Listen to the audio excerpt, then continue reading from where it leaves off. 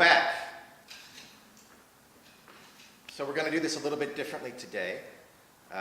Different than, well, we've done it a little bit differently every Sunday, and the little bit differently this Sunday is actually a lot of bit different, because you may not have noticed a lot of the differences that we had going on behind the scenes in prior Sundays.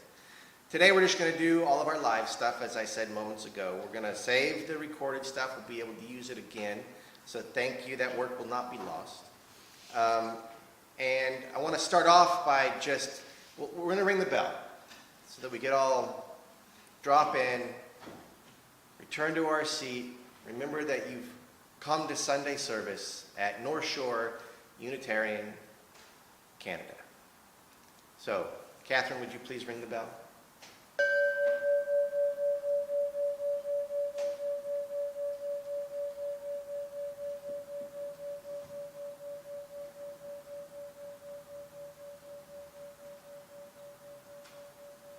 So good morning, I'm Reverend Ron Ferris, and this is North Shore Unitarians Canada. I'm glad that you're here. If you were here for the technical difficulties, we appreciate your flexibility. That was a bit of a challenging morning, which is fine. These are challenging times. In the midst of a pandemic, a superpower on our border is in a death spiral. A death spiral of injustice that highlights the injustice not only there, but in our country, and most importantly in our own assumptions and systems and behaviors. Any of that would be difficult. All of it feels catastrophic. But then sometimes it takes catastrophe to change things. My word to you is this: do not hope for the challenges to end. They will not end. Now, they may morph, they may change in appearance, but the end of our trials is not in sight. So do not hope for their end. Rather, work for their solution.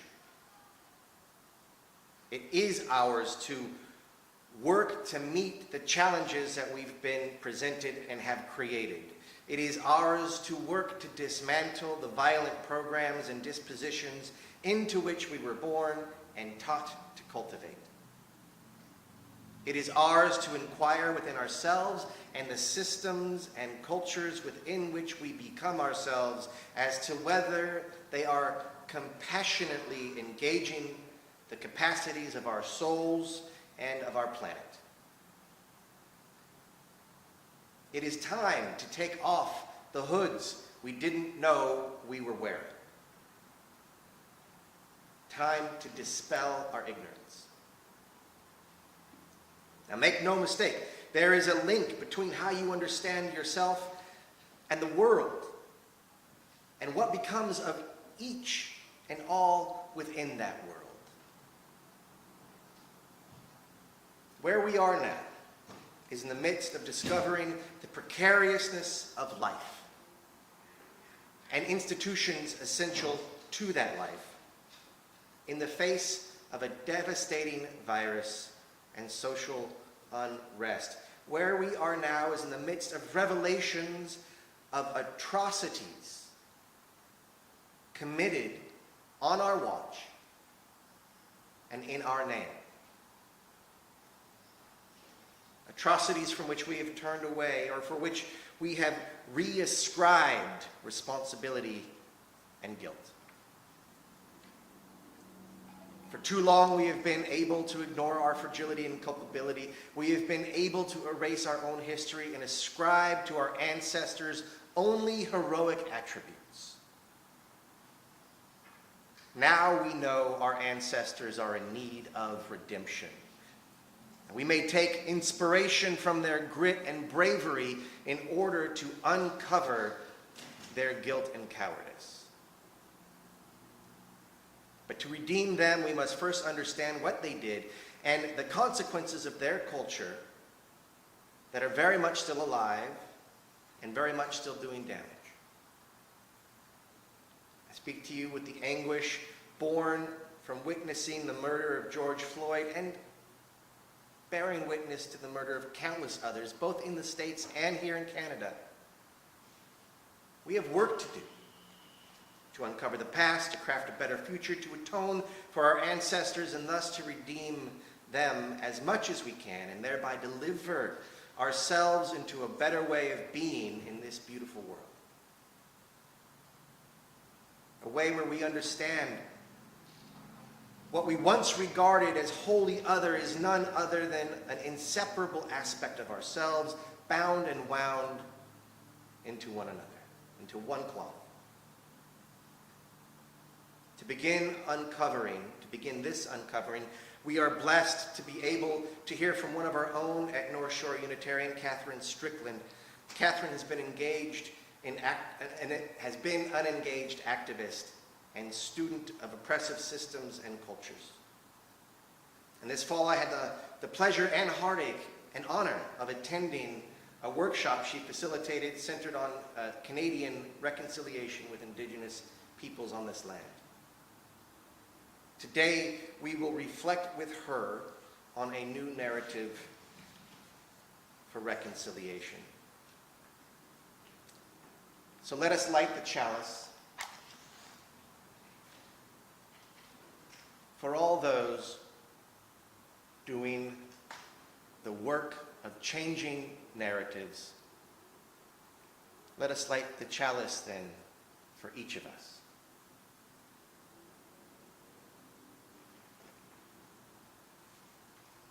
Now, we don't have the words of our wonderful Sunday service associate to lead us forward today. And we would have been singing or hearing Allison sing, "There's a river flowing in my soul." Do you want to try and sing, Leslie? No. So we're just going to go right into the reflection. So thank you, Catherine, for offering us your thoughts this morning.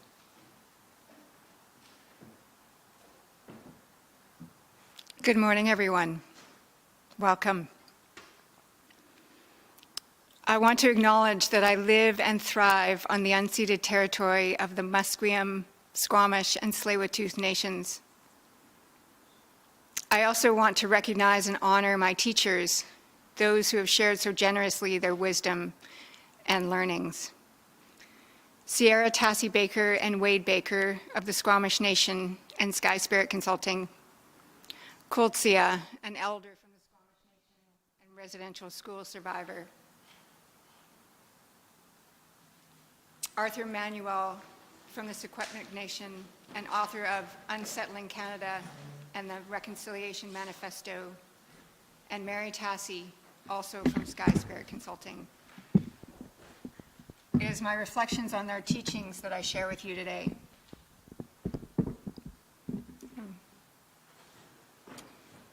I want to talk about narratives because unexamined narratives underpin all oppression. What I mean by a narrative is a way of understanding a situation or series of events that reflects and promotes a particular point of view or set of values. I'll say that again. A narrative is a way of understanding a situation or series of events that reflects and promotes a particular point of view or set of values. Narratives are the stories that we tell ourselves, consciously or unconsciously, and they guide our beliefs, our actions, our behaviors, and our thoughts. I'll share an example. A while ago, one of my son's teachers came to me and said, "Ryan is never going to be successful in life if he doesn't learn how to stand up and speak in front of a group of people." At the time, Ryan was in grade 2. So the narrative that this teacher believed was that a 7-year-old that couldn't comfortably speak in front of his class was never going to be successful. Wow. A narrative that I often catch myself believing is the narrative that if I share my struggles and my fears with others, they will see me as weak, and they will use that information against me. I'm imagining that some of you might recognize this narrative, as it is quite embedded in our white culture. The crazy part is that this narrative does not align with my values, and particularly the Unitarian principles of the inherent worth and dignity of all, acceptance of one another, which includes me, and the truth of our interdependence. When I'm able to step back from this narrative, I can realize that sharing my struggles with others brings me into deeper connection with them and lets them know me more fully. Humans create narratives to make sense of our world and to guide our actions. Useful narratives are those that help us understand how to live in alignment with our values and in harmony with those around us. In the Unitarian context, a useful narrative is one that guides us to live within alignment of our Unitarian principles. Harmful narratives, on the other hand, cause us to act in ways that hurt others through oppression, exclusion, and violence. Problems intensify when we're not able to discern the narrative that governs our actions, and therefore not in choice about how we want to act.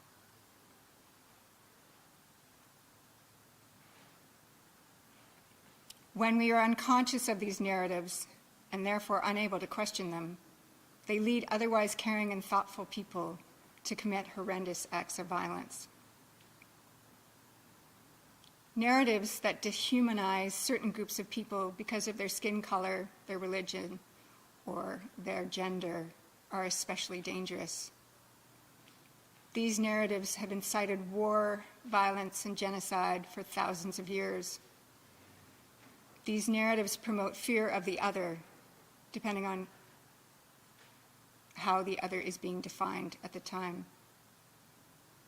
And somehow these narratives are so powerful that they override what I believe to be humans' natural desire for justice, equity, and compassion in all human relationships.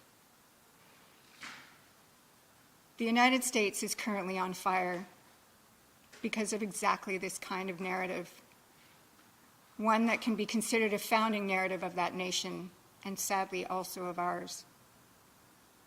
The narrative is that Black people are inherently violent and dangerous, and that white people have the power and the right to address this threat with any force necessary, including lethal force. This narrative is so powerful that the threat does not actually have to be real. It can just be imagined, as we've seen in 2 videos widely shared this week. The first video shows the disturbing footage of the death of George Floyd, a Black man who was handcuffed face down on the ground, surrounded by 4 police officers, and still imagined to be enough of a threat that one of the officers pinned him to the ground with a knee on his neck for 8 minutes and 46 seconds. George's pleas for relief, his cries of, "I can't breathe," were ignored until it was too late. The second is the footage of Amy Cooper, a white woman walking her dog in Central Park, who took issue with a request from a Black man to leash her dog. To address the indignity she felt she had suffered, she first threatened to call the police. And when that did not get the response she wanted, she did call the police, stating, "An African-American man is filming me and threatening me and my dog." And when this did not get the response she was looking for, she upped the ante again and began to scream hysterically into the phone. It is clear from the video that neither she or her dog were being threatened at the time. The chilling part is that she knew with certainty that she, as a white woman, had the power to militarize her discomfort against the Black man filming her, and the consequences for him could include death. Here in Canada, Chantal Moore, a 26-year-old Indigenous woman, was shot 5 times by an RCMP officer that was dispatched on a wellness check. How does that happen? It happens because of the narratives that have dehumanized Indigenous people for centuries. Please join me in 21 seconds of silence, the length of time it took Prime Minister Trudeau to respond to the question about Donald Trump's handling of the current protests. This silence is to reflect on and honor the deaths of George Floyd in Minnesota and Chantal Moore in New Brunswick, deaths that are emblematic of the systemic racism and injustice across North America.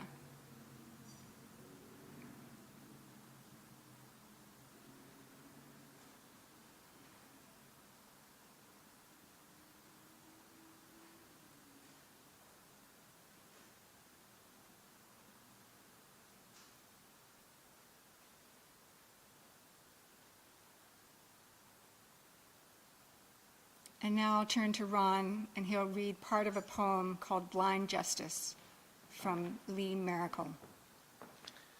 I think, in fact, we're going to go to our original playbook. I think we've worked out some kinks, so great. This will be a moment to reflect on what you've just heard and listen to a song.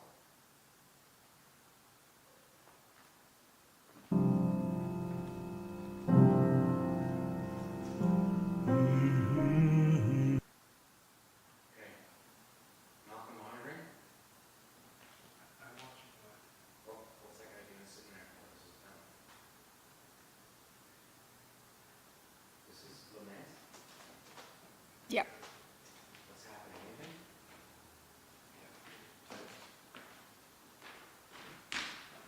Oh, yes. Okay, the audio's coming. Oh, he's humming. Oh, this is the raw video. Oh, shit. Okay, hang on. We're going to go to, there's a river flowing in my soul. Wait, can we just keep it? Huh? Can we just keep it?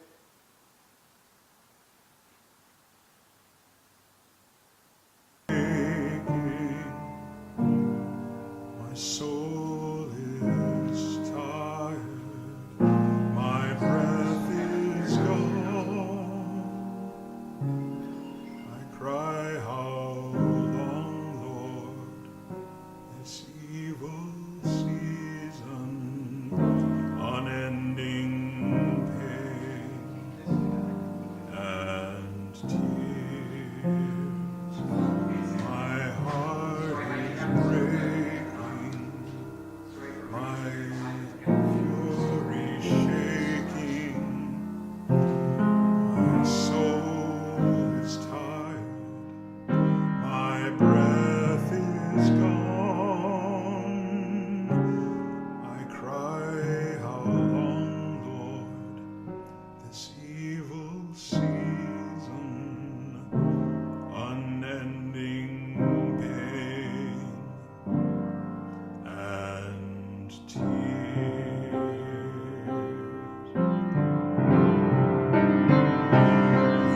Use our anger to melt the swords of hate. Use our tears to water thirsty ground. Give us courage to love all you create.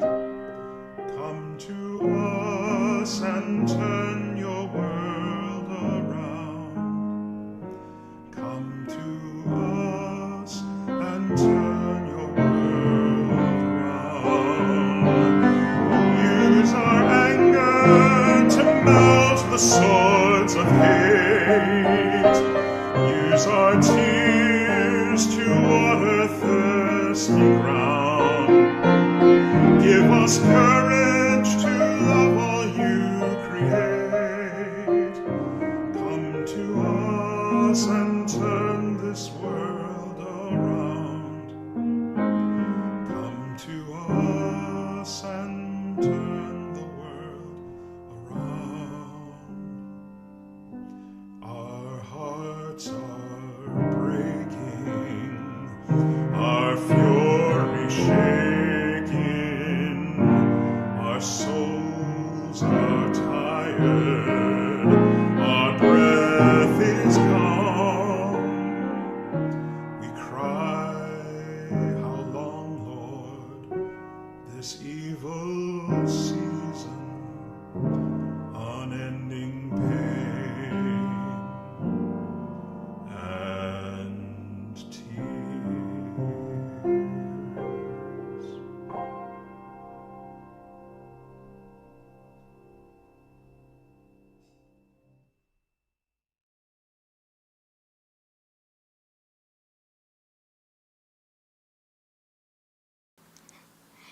Welcome back.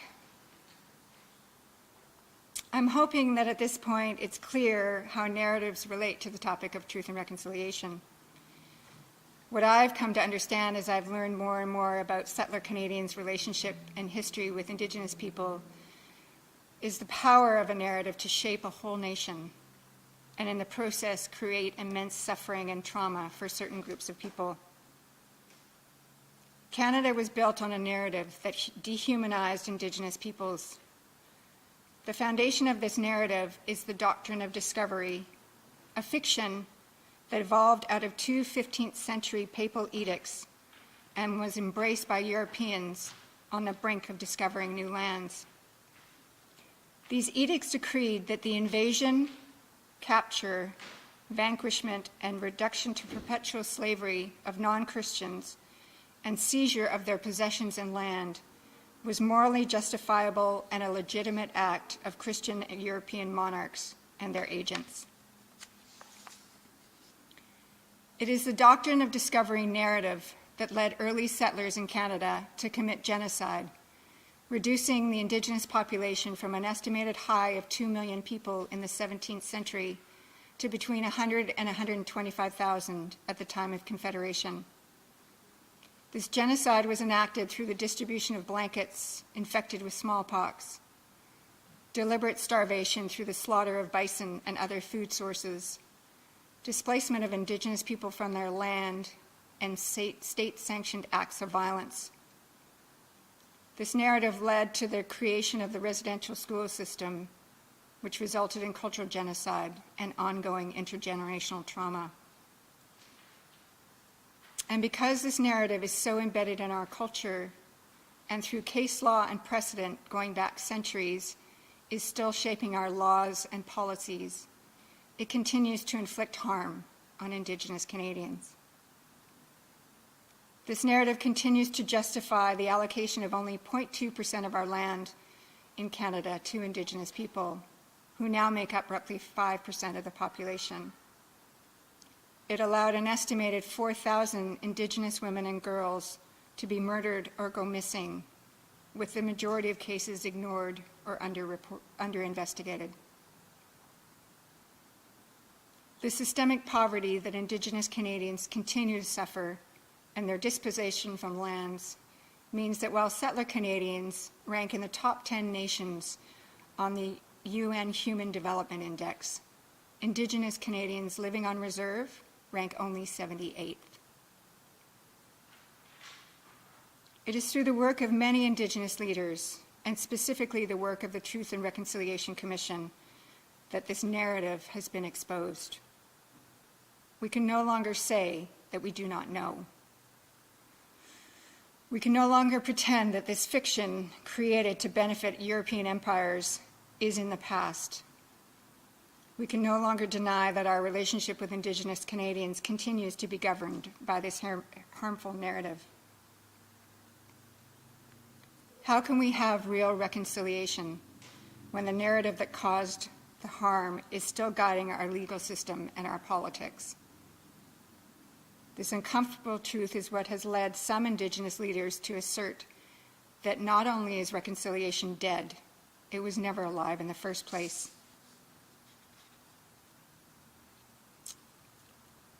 And it cannot happen, reconciliation cannot happen until the narrative that Canada was founded on is denounced and replaced.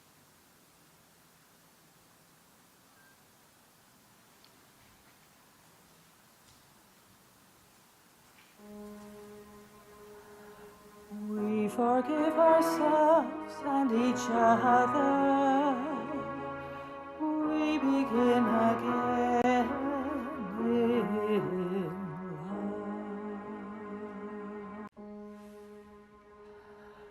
We forgive ourselves and each other. We begin again in love.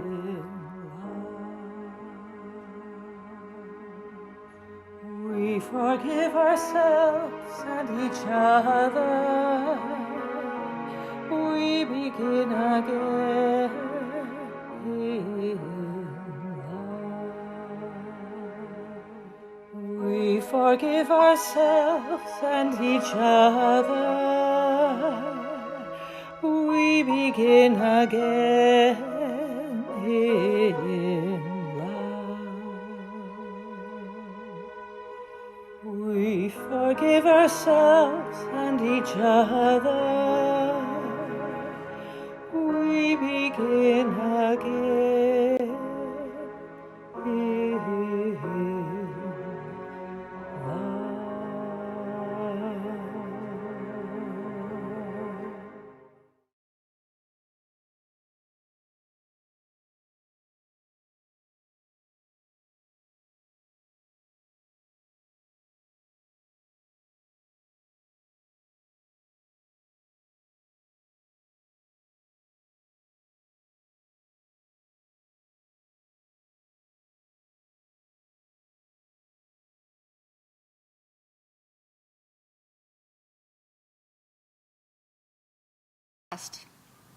But how can you forgive someone for injustices of the past when they are still ongoing?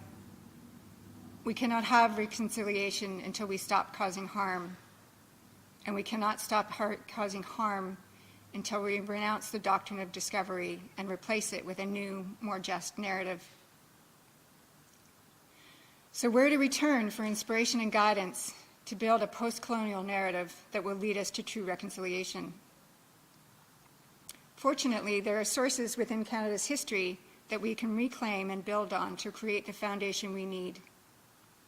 One source is the Royal Proclamation of 1763 and the treaties that were signed under it. As the Treaty of Niagara states, the two nations will share the land, each paddling in the same river, but steering their own canoe. Sadly, while Indigenous peoples have reverence for these agreements, successive Canadian governments have not. Another source of our new narrative is the United Nations Declaration on the Rights of Indigenous People. Canada continues to defy UN directives that would create the structures needed for real reconciliation. These include an independent court system, an end to attempts to extinguish land title, and the dismantling of our systems of reserves, a policy of oppression that was so effective it was adopted by South Africa during apartheid. Finally, we can turn to accounts of the relationship between the early explorers and the Indigenous people of the land. One place that this relationship is documented is the book, The Hidden Journals, Captain Vancouver and His Mapmaker, by Wade Baker and Mary Tassie. Their research uncovers the respect and mutuality between Indigenous cultures and the earlier explorers. The foundation of our new narrative must redefine the relationship for both settlers and Indigenous people with the land. It must recognize that underlying title to the land belongs to Indigenous people. That title was never extinguished, despite numerous attempts from successive governments. Many settlers fear that if Indigenous rights to title are recognized, we will be required to surrender ownership of our land and possibly be forced to leave. This is not part of any plan being proposed by Indigenous leaders. Let's rise above our fears and engage with humility and trust in the process of reconciliation. The COVID pandemic has shown us that people all across this country are willing to make sacrifices to care for themselves and the well-beings of other Canadians. We know that we can make change that requires individual sacrifice for the collective good. We can unleash that capacity to care for the inherent worth and dignity of all people to bring about the change needed to overcome our violent colonial past. Let's become leaders, not bystanders, in the process of building a new narrative for Canada.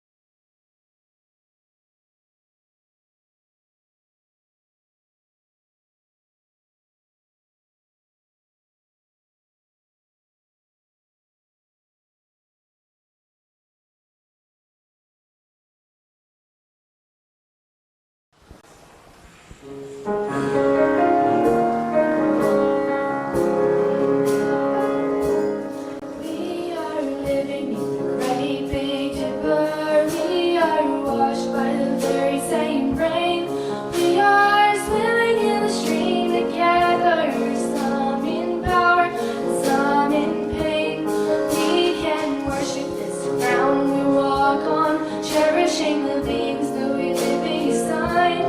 Loving spirits will live forever. We're all swimming to the other side. I am alone and I am searching, hungering for answers in my time. I am balanced at the brink of wisdom. I'm impatient to receive a sign. I move forward, my senses open. Imperfection, it'll be my crime. Loving lessons that I will follow. We're all swimming to the other side. We are living in a great big river. We are washed by the very same rain. We are swimming in the stream together. Some in power and some in pain. We can worship this ground we walk on, cherishing the beings that we live beside. Loving spirits will live forever. We're all swimming to the other side. On this journey, thoughts and feelings, finding intuition, my head, my heart. I am gathering the tools together. I'm preparing to do my part. To all of those who come before me, band together and be my guide. Loving lessons that I will follow. We're all swimming to the other side. We are living in a great big river. We are washed by the very same rain. We are swimming in the stream together. Some in power and some in pain. We can worship this ground we walk on, cherishing the beings that we live beside. Loving spirits will live forever. We're all swimming to the other side. When we get there, we'll discover all of the gifts we've been given to share. Have been with us since life's beginning, but we never noticed that they were there.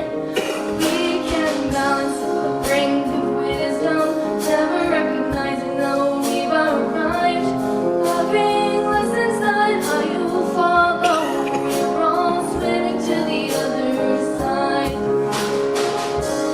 We are living in a great big river. We are washed by the very same rain.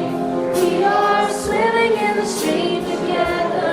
Some in power and some in pain.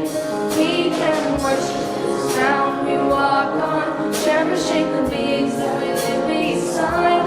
Loving spirits will live forever. We're all swimming to the other side. Loving spirits will live forever. We're all swimming to the other side.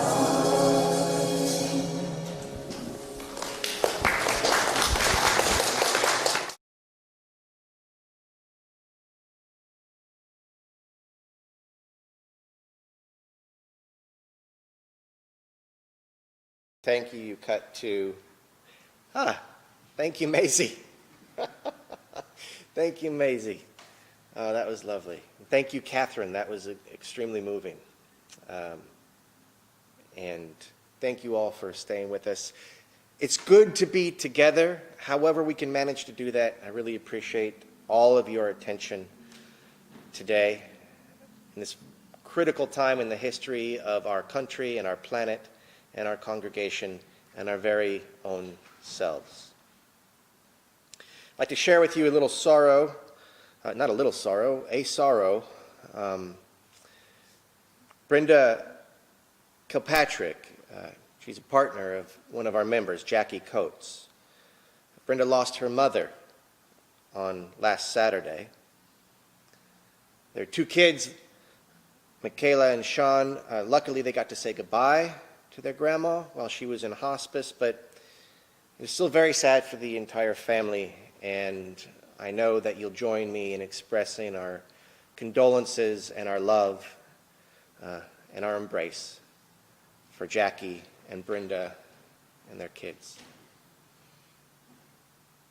So with that open-hearted spirit, I ask that you join me in prayer.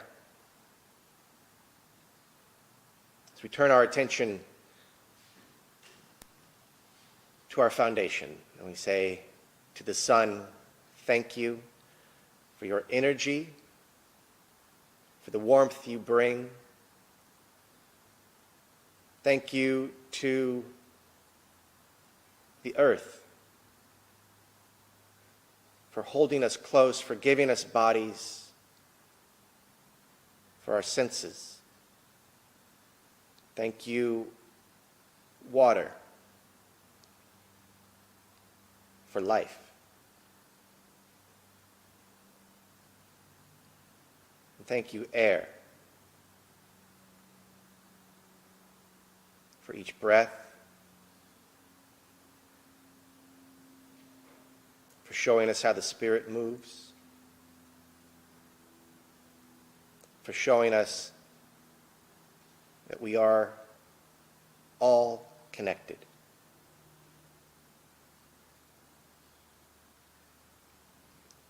We pray for Brenda and Jackie, Michaela and Sean, as they grieve the loss of their matriarch.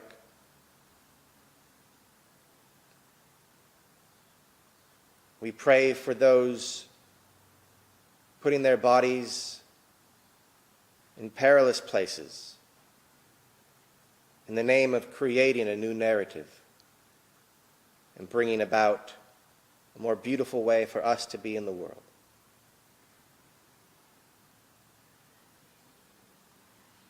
We pray for our own courage and resilience as we take hard looks at our place in a violent story and contemplate how to shift our action and our identity.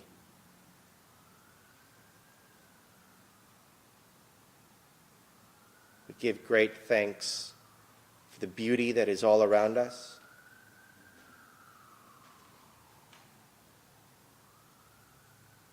Let us endeavor to bring ourselves into harmony with it. Thank you. Thank you. Thank you.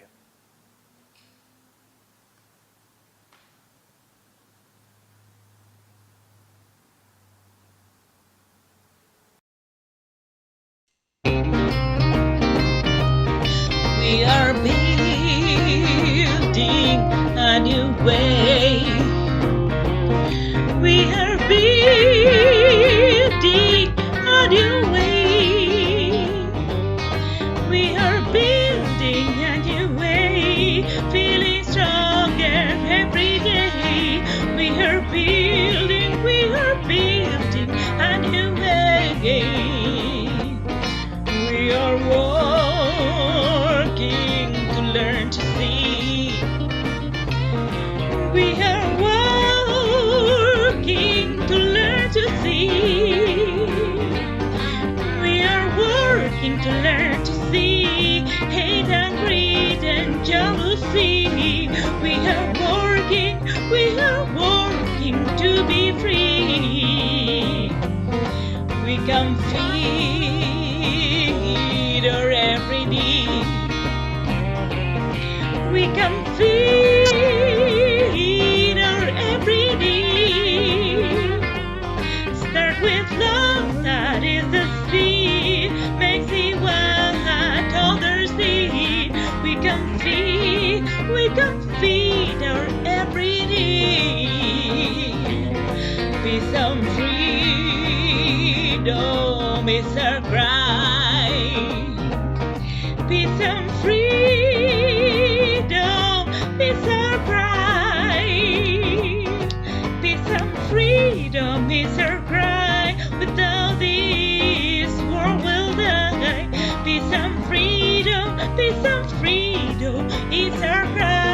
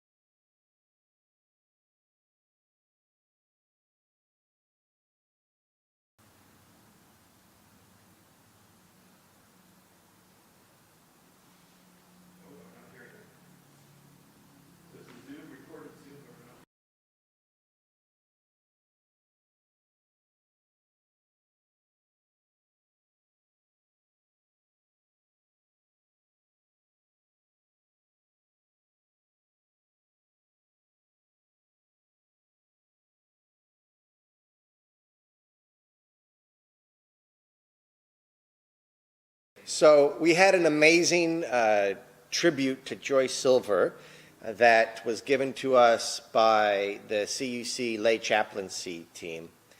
They wanted to honor Joy for all of her work in lay chaplaincy in Canada, and they had a very nice presentation, and for some reason or another, we're having technical difficulties with it.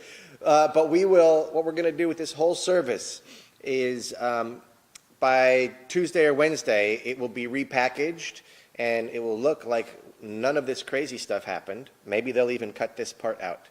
It will be magic.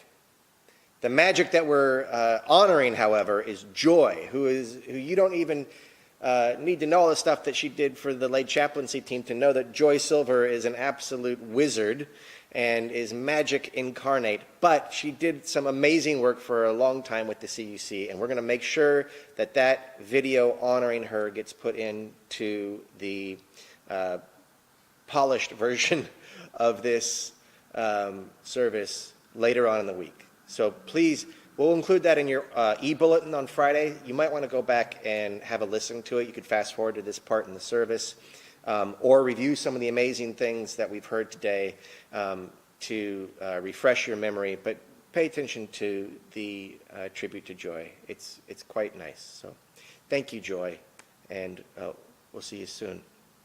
Now we're going to take a little time out for some announcements. We're a busy congregation, so have a look at what's going on. Despite the coronavirus and all the restrictions that it puts on us, we're still a very busy congregation with a lot going on. So please be sure to read your weekly bulletin. If you haven't already subscribed to the bulletin, you can do that by clicking on the link right here on the YouTube description. Now, there are a few things that I'd like to draw to your attention this morning. First of all, please join Reverend Ron and Catherine Strickland today after the service using our after church coffee link. Now you'll see that in the bulletin. Our normal after church coffee will be canceled this morning because we have our AGM later on after the service. Our June outreach recipient this month is Raven, an organization respecting Aboriginal values and environmental needs. Please donate by e-transfer or check and contact the church office for more information. Our AGM today, 1 p.m., check-in begins at 12:30. Members have received 2 emails containing both the AGM notice packet and the annual report. See you there. Now we have 2 wanted posters. The first one is, we want you. We need conversation starters for the summer.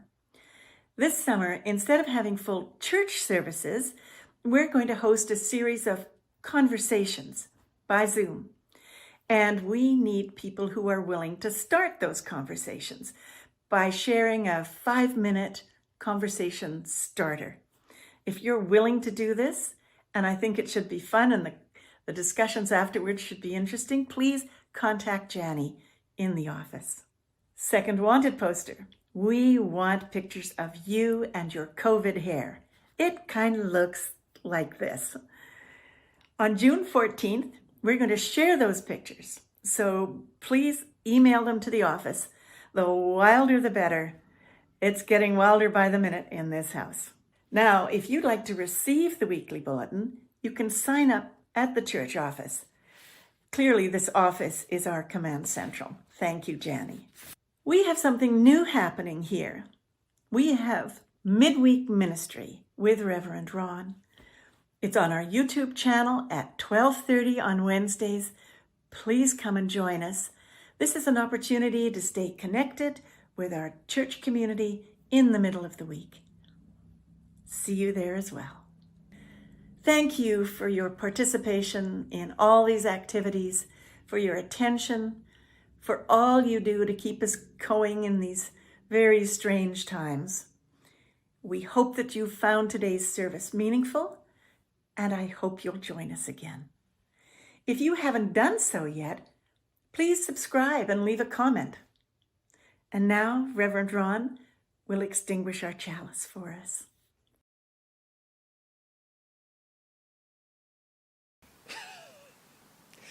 Thank you for your participation in these activities and for your attention. We hope that you found today's service meaningful and hopefully will join us again. If you haven't yet done so, please subscribe to our YouTube channel and leave a comment. You'll definitely want to subscribe so you can catch the polished version of this later in the week. And now, please join me as we extinguish our chalice. We extinguish this flame, but carry with us the light of vision and the warmth of hope.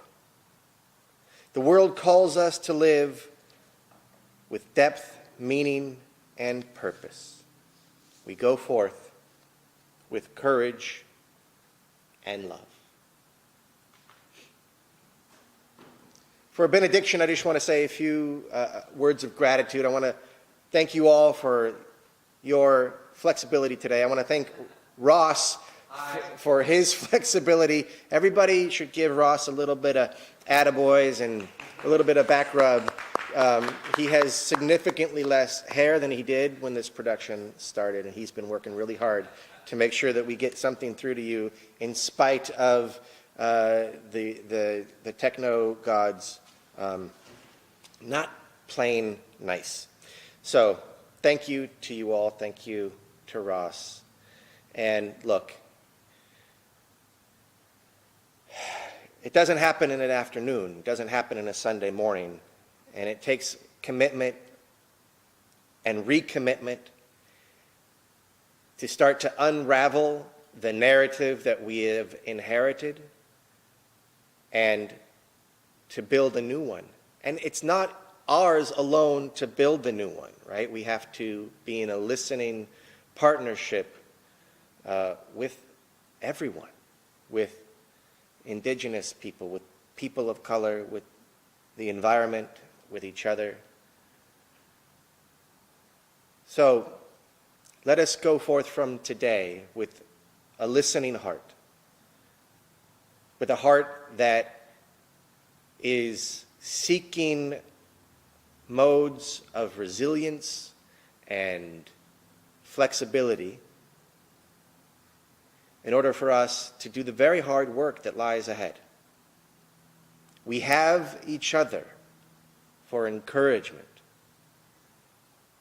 and for grace. So this is our resource right here, this bandwidth, and when we come back together, this room, and each other's minds and hearts.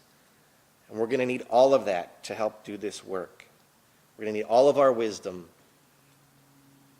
and all of our care and all of our accountability. So with that, let us go in peace. Let us go invigorated. And let us go singing.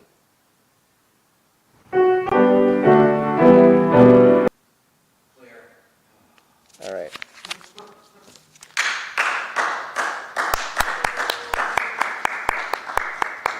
Okay, so now, if you want to go to that office, and I'll go to this office, we could hop on Zoom. And I'm going to see if I can put up Catherine's music at the end. Okay. Oh, Malcolm, Yes? your camera and video is so great. Oh. It is so cool. Your depth of field, your lens is great.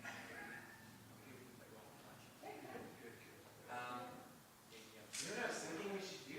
We should get like as many different versions of Circle Round for Freedom as you have. Yeah. And then I could just edit. Like when you have a nice, when you have a nice thing, so I could just like do a greatest hits version for the edit. Okay. If you want to put a bunch in a Dropbox. There is on our